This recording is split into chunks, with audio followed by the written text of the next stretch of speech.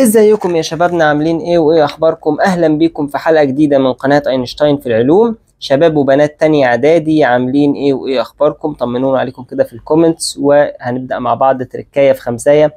مش هناخد العوامل المؤثرة على درجتي الانصهار والغليان، احنا هناخد بس الضغط الجوي، وفي فيديو تاني ان شاء الله ناخد اضافة الشوائب. بس طالما وصلك الفيديو ارزع اللايك المتين حالا بالا فعلا، وفعل زر الجرس ليوصلكم كل جديد. ويلا بينا نبتدي. لما نيجي نتكلم عن الضغط الجوي، انا لازم افهمك هو الضغط الجوي بيبقى عالي امتى وبيبقى منخفض امتى. ادي ورقة فاضية اهي، وهناخد الضغط الجوي عند 3 نقط. ادي سطح الارض اهو، وادي في هنا منخفض اهو، كويس كده، جميل. وادي جبل اهو، ماشي.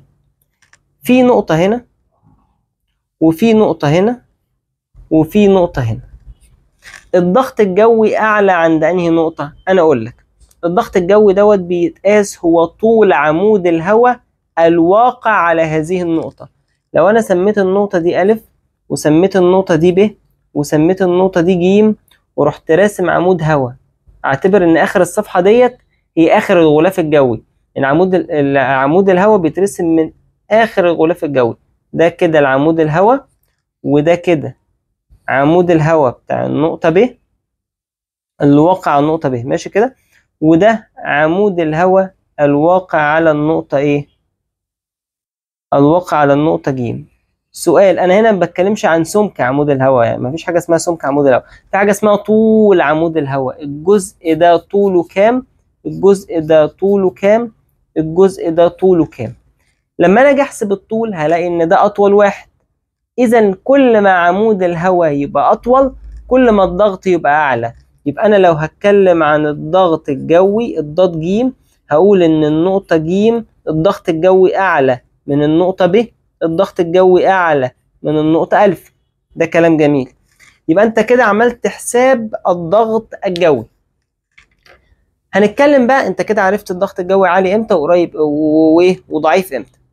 طيب امسك بقى الضغط الجوي دوت وقول لي العلاقة بينه وبين درجة التجمد ودرجة الغليان. ومن هنا نبدأ نفتح الورقة بتاعتنا. الضغط الجوي لو زاد ولو قل، أنا أقول لك يا سيدي الضغط الجوي دوت هو تقل عمود الهواء على النقطة، سواء كانت أ أو ب أو ج. جميل جميل، زي ضغط إيدي كده. لما الضغط الجوي يبقى عالي هيبقى الضغط عالي. ركز معايا بقى كده، ادي في كوبايه ميه اهي والضغط عليها عالي. يعني ايه الضغط عالي؟ يعني البخار بيحاول يطلع بس مش عارف يطلع. طب ايه العمل؟ ان انا ازود درجه الحراره علشان الضغط بتاع البخار يتغلب على الضغط الجوي. يبقى انا بزود درجه الحراره بتاعت الميه اكتر من 100، فدرجه الحراره بتطلع بخار، فالبخار دوت بيبقى اكتر فبيتغلب على الضغط الجوي. جميل جميل. طب لما ينخفض الضغط الجوي ايه اللي بيحصل؟ لما بينخفض الضغط الجوي درجة الغليان بتقل عن 100. منطقي. بدل ما الضغط كان عالي قوي، لا ده الضغط هيقل قوي. طب لو قل قوي، اي تسخين بسيط هيطلع البخار بسهولة. شفت الكلام سهل ازاي؟ يبقى اقل من 100، مش هحتاج ان انا اوصل ل 100 عشان اتغلب على الضغط الجوي. حلوه كلمه تتغلب على الضغط الجوي دي، جميل. يبقى انا كل ما طلعت لفوق الضغط بيقل فدرجه الغليان تقل. ايه ده العلاقه بين درجه الغليان والضغط الجوي علاقه طرديه. ده لما بيزيد الضغط الجوي بيزيد الغليان، ولما بيقل الضغط الجوي بيقل الغليان. طب مستر انت ما شرحتش الانصهار او التجمد. الانصهار او التجمد واحد، سواء الانصهار او التجمد الاتنين بيقلوا في جميع الاحوال على فكره. بتقل سواء زودت الضغط الجوي او قللت الضغط الجوي او حتى زودت شوائب في الحته اللي جايه. كده كده الضغط الجوي بايه؟ اسف، كده كده الانصهار والتجمد بايه؟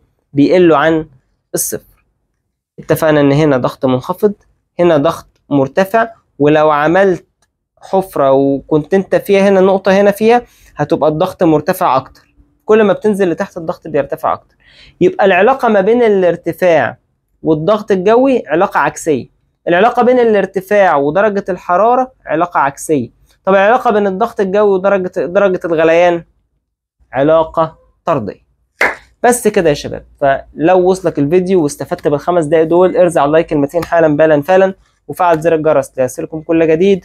وسي يو ليتر يا شباب تانية اعدادي، and goodbye.